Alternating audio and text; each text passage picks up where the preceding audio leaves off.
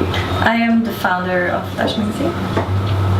The features editor of Dash Magazine. And that basically means I look after written content and commissioning writers, obviously always in accordance with Noemi, which is sort of like come up with people who write our features, and also for the blog section, which is sort of like an online Dash Magazine.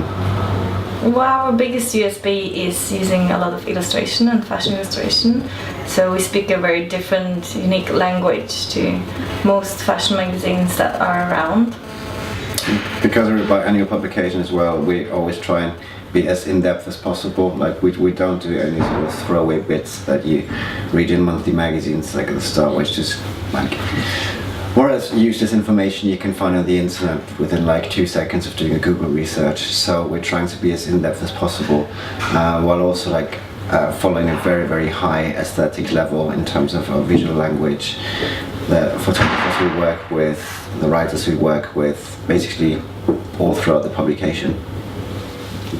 Well, it starts off with finding a topic, like an overall topic per issue, and we do that with some alcohol in the evening and just brainstorm and come up with crazy ideas until we find one that kind of where we see it can go in different and very interesting directions.